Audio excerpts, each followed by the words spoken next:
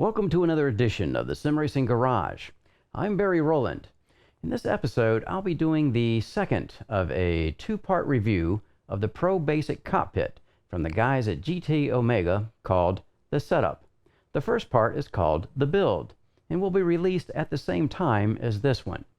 It comes with a rather nice feeling RS9 seat and some nice add-ons usually costing extra on other cockpit kits.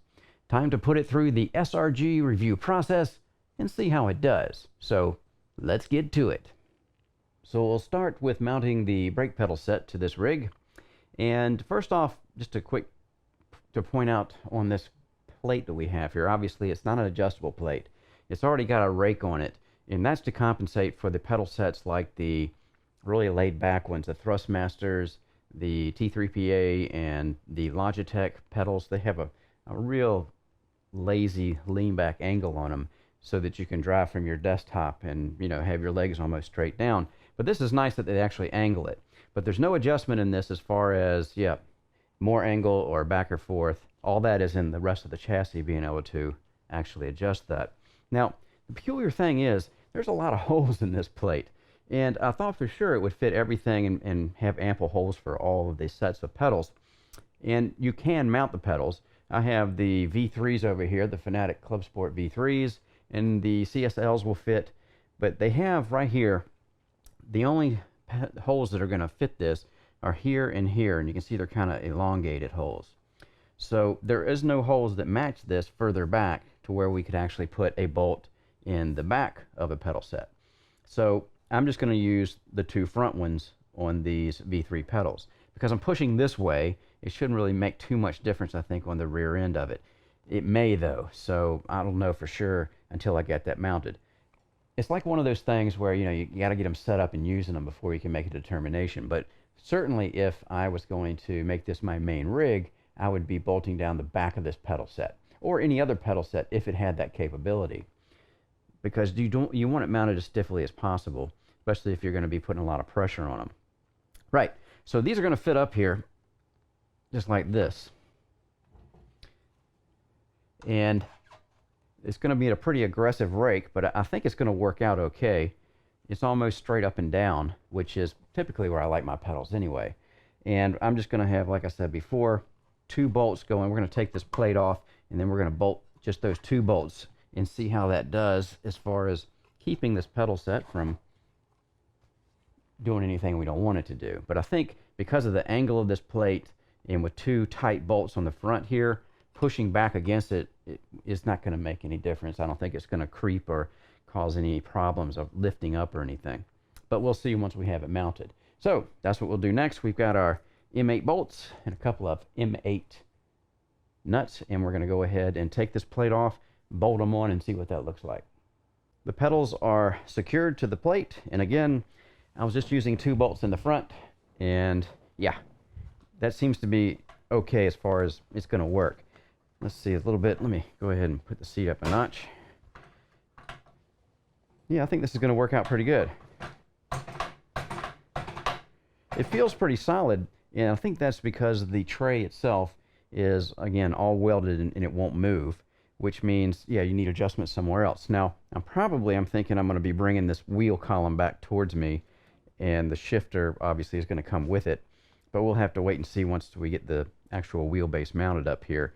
But yeah, for the pedals, pushing forward is pretty solid. But if you notice something, you can see that when I press the brake real hard, the whole platform raises up. And that's just the reason it's doing that is because it's not solid right in here. There's actually the joint in there that this nut or this knob screw is actually keeping tension on, and you can see even with that it's moving. Woohoo! So that's one thing to be considered, but I'm putting a lot of pressure on this brake pedal. It's not like I'm running a Logitech. If I was running Logitech pedals or maybe a Thrustmaster with not a real hard brake pedal, or even this with a light brake pedal, probably wouldn't be doing it as I was driving. But just to make sure that you guys understand how all this is working. And again, I'll probably be bringing this back to me for the steering, and again, that's why I wanted to mount the pedals first, so I could see where I was as far as everything else is going to be. in trying to get about as ergonomic a position that I can get with this rig. And yeah, I'm going to probably be moving this. I'm not going to put the extensions on, because remember, if you saw the build part of this video, or the review rather, that you would have seen that, yeah, you can put extensions on here just like this. In fact, here's a picture of them. I'll show you what they look like again. And that just extends these bars out so you can move your wheelbase plate closer to you. But I think I'm going to be able to come out here and not have to do that, because I don't want to put the extensions in unless I have to and put the wheel that far back, because it adds this joint right here that I don't want to add. Because as you can see, that's one of the reasons I showed you this. When you do, if you're getting that out of the bottom joint, then when we have our wheelbase mounted up here, you know, we don't want to have any play, or as least amount of play that I can get. And again, trying to get as minimal flex so we can get the maximum force feedback cues out of our wheel that we're using. Right, so other than that, yeah, what we'll do next is just get to the wheelbase and decide how we're going to mount that. I have the Fanatic Club Sport 2.5 wheelbase attached. Get in here without messing everything up. All right, just sit back there. And yeah, first off, this plate here has holes that will match the Thrustmaster, the Logitech, and this wheel here, or Fanatic wheels in general, the CSL also. So the only thing is, I like to mount these bases without these bottom pieces on them, right? But in this case I won't, because as you know, if you've seen a Fanatic, we've got a triangle pattern on the actual wheelbase under the bracket here. So yeah, we've got two here and one in the front. But if I take this bracket off, I have two holes over here on this plate that will match the two rear holes on this base, but it won't, it's not going to have the top one. Now you could drill one if you wanted to, and of course that goes with all this stuff. If you know, if you want to drill a hole in here somewhere, you know, to match that pattern, then you could do that. But I think I'm going to just go ahead, and because I found two holes, this long slotted hole here on both sides, we'll be using that, and there's a hole right behind it that will actually match the pattern on the bottom bracket here. See those two holes got on each side, right? So I'm going to go ahead and just use those two holes to mount it, and I'm going to go ahead and sit it on there and get the proximity where it's going to be. That's about it right there. It's actually coming down on me a little bit, so I got to be careful here. And I tell you, that's about right. I got lucky here, it looks like. Yeah, with the wheel sitting out here like this, this is probably going to be very close to what I need as far as the proper sitting position. I mean, you know, again, it's hard to tell right away until I have the wheel on and I have this down tight. But yeah, I think this is going to be pretty good right here. And the height is good. I don't think I'm going to have to go any higher, because when I turn the wheel, I usually like my knuckles to be in line with my eyes when I'm actually driving. So what we'll do is go ahead and get us some 6mm screws to the bottom here. Go ahead and look at it up here. And we'll go ahead and just bolt this up before we actually, I'm not going to tighten anything. I'm going to bolt it all up with the wheel on it, and then we'll come back and see how that looks. So the wheel is attached to our wheelbase, and the wheelbase is mounted, and it actually worked out pretty well for me. I thought I might have to change a few things. Let me get my seat put up here. I think that's where I want to be. And of course we can adjust the back of the seat to bring us in or out, and also get our back comfortable. The most important thing I think with that is make sure our back is comfortable when we're actually using this setup. But yeah, this is right on where I need it to be. With it down, you can see how there is some adjustability here because of the space in the actual holes themselves on this. That, yeah, I think this is going to be laying down like this is going to be perfect. Right, so I'm pretty happy with this. The 4 bolts all went in nice. Now, you have to remember, though, on these Fanatics, with the way this wedge angle is down here, you need a really short 6mm screw to go in, or bolt to go in the bottom of there, because it'll bottom out against the back bracket itself if you don't have a short one. Fortunately, at the SRG, we've got a lot of screws to choose from, and I found some that matched and did the job great. So there we have it. The base is now mounted. It's ready to drive. It's right about where I want. My wrist right there, the middle of my wrist, kind of fits on the top, and that's usually the optimum angle for me when I'm actually as far as the distance and the reach. Yeah, and there is some rake on this. Typically I like my wheels a little flatter, but it's not too bad. And it shouldn't really affect my lap times that much, I think. So yeah, we've got it all mounted, and what we'll do next is take a look at the shifter mount and what we're going to be doing with that. So I've decided I'm going to use the Thrustmaster TH8A H-pattern shifter to mount to this shifter mount. Now I'm going to do a close-up on the shifter mount. You can see there's actually several different holes in here, but there's a pattern here that you see two close together holes and then two close together holes on the other side here. So what that's going to match up to is we look on the bottom of our Thrustmaster. Now we've already taken the tabletop clamp off, and that reveals those 6mm screw holes here. We've got 1, 2, 3, 4. So those pairs of holes right there for the screws actually mount up and match up with these over here. Now the reason I'm doing this is going to give it's a metal piece of metal here, and bolting metal to metal is very nice to be able to do that every chance you get. And yeah, 4 of these bolts on here are going to give me a nice, firm, stiff attachment to the plate itself, right? Now, the plate itself, though, as you can see, it's wobbling around a little bit right now. That's because I have one of the thumb screws, or not thumb screws, but hand screws, knobs, disconnected from that. So I can actually access the bottom when I have this sitting on the top like that to get the screws on. So once that's on, I'm going to raise it back up because it's too low, I can see already. Raise it up a little bit, and then we'll be putting our knob screw back into the bottom here. So when we come back, we're going to have our 6mm screws, or M6 screws, in the bottom of this and attached to the plate, and our knob screw back in, and we'll see how that looks. So now our shifter, as you can see, is mounted. So let me bring my seat up. That's about right. And actually, I was able to get a good position for this shifter.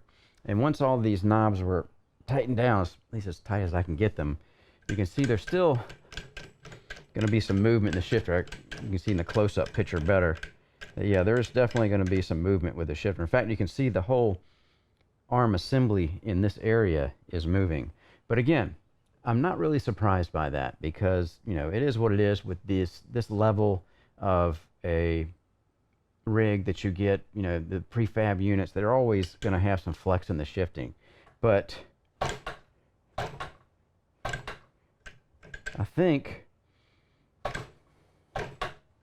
it's going to work out fine. Just doing some testing here to see how well this is going to be shifting for me.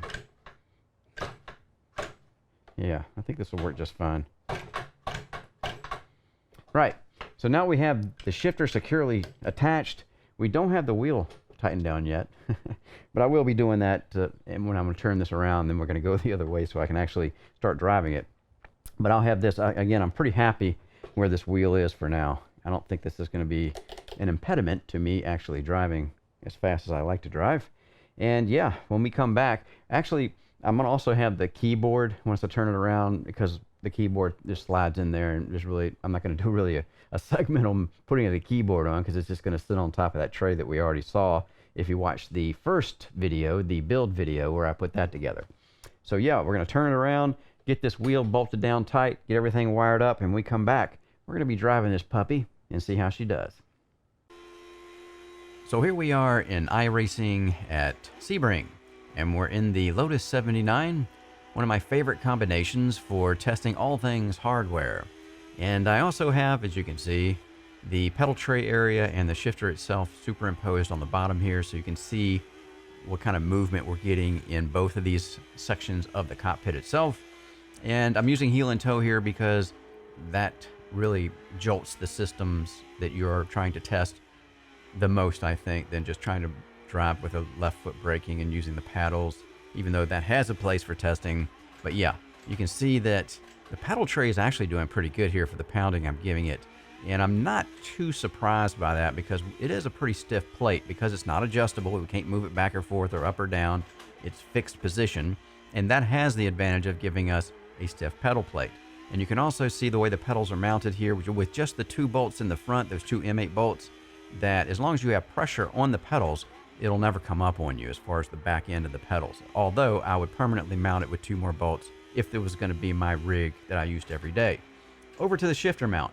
We can see movement there, and that is, well, no surprise, because it's, you know, these shifters on these prefab type of cockpits, the shifter mounts always have flex in them. Even my P1 cockpit, I have to work hard to get the flex out of the shifter mount there. But it's not so much that it causes me to miss shifts or it's distracting to me. I think it just gets the job done, and I'm actually surprised it doesn't flex any more than it does. But yeah, it's overall, as far as the flex here at Sebring, everything seems to be working pretty well. The seat is comfortable enough.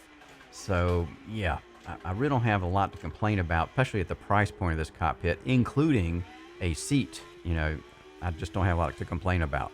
So now we're over at the ring, and I'm going to do a lap here to let you guys follow along if you want to. And of course, I'm not using the shifter here as far as the H pattern. I'm just using the paddles and driving a left foot braking configuration.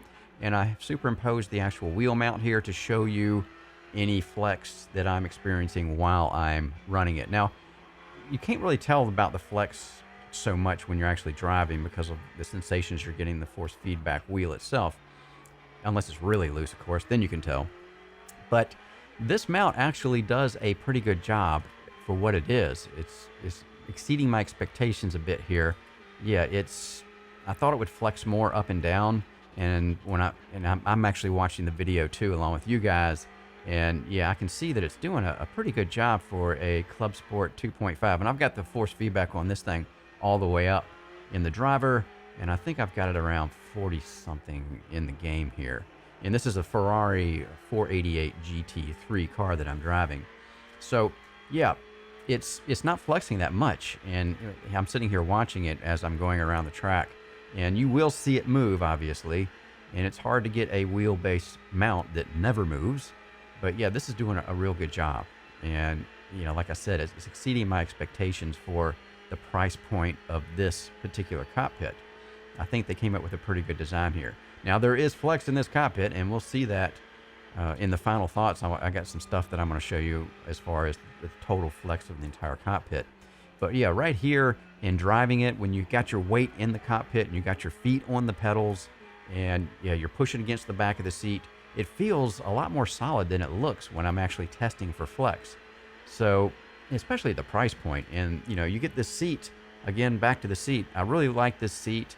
It doesn't have the flex that the seat that came in my Next Level Racing Pro cockpit had. More flex on the back part of the seat, or the seat back, because of the hinge there, than this one does. So yeah, it's kind of a lottery, I think, when it comes to these kind of seats, whether you get a good one or a bad one, or one with, you know, more flex or less flex. But I think I won the lottery on this particular cockpit purchase. So yeah, it's doing the job. I've got a pretty good powerful wheel on here that doesn't seem to be moving it too much.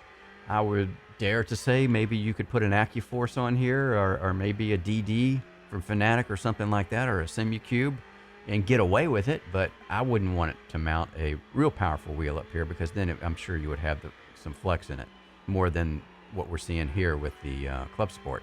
So yeah, just having some fun driving with it. Of course, it's always fun to get back in the cockpit when we do these videos and these reviews. That's where we have the most fun, obviously, is driving again. And yeah, so we'll just go ahead and run out the rest of this lap. And yeah, if you want to follow along, fine. If not, I'll see you over in the final thought.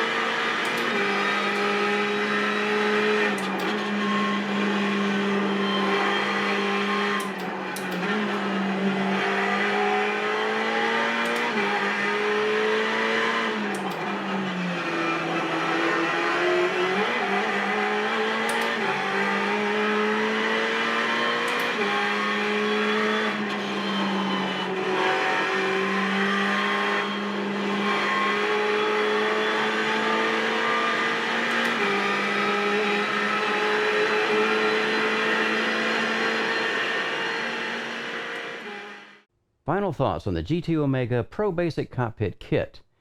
When you're looking for a cockpit solution for your racing needs, there's really a lot of choices out there.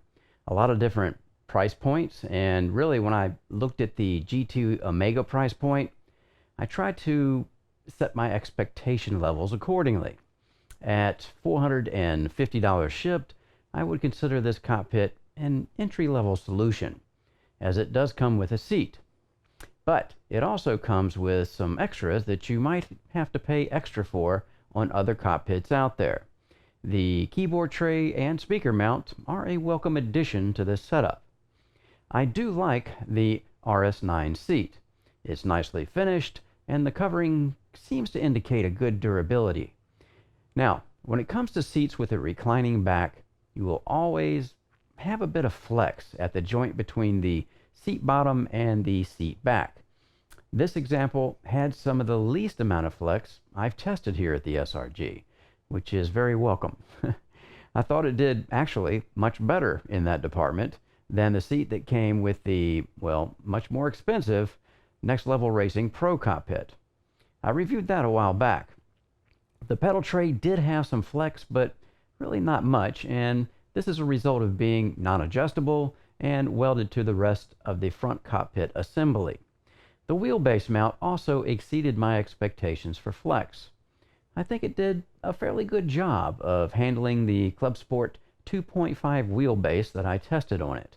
Now, you could actually mount a more powerful DD wheel, I think, but of course the flex would increase as the torque is increased with the wheels that you're using. The shifter mount on all prefab cockpits I have tested do have some amount of flex in them.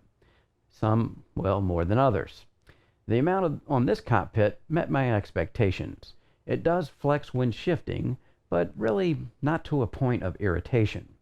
I think being able to mount the TH8A shifter with 4 M6 screws helped in this department. Anytime you have a joint connecting two cockpit halves together and it's not welded, you're going to have some flex in this connection. The Pro Cockpit is no exception. As you can see, it flexes a fair amount when moving the front or back halves independently. I think it looks worse on video than actually it feels when you're driving. Adding one's body weight and the torque of pushing against the pedal sets and the seat with your back tend to tame this rather well, I think. I didn't notice it when I was actually driving. So, the overall performance of the kit is, well, pretty good, I think. Considering the price point, I would give this cockpit a definite look if you're in the market for a prefab cockpit. I'm Barry Rowland. Thanks again for watching the Sim Racing Garage channel. Don't forget to hit the subscribe button. And if you would like to help support what I do here at the SRG, visit my website at simracinggarage.com.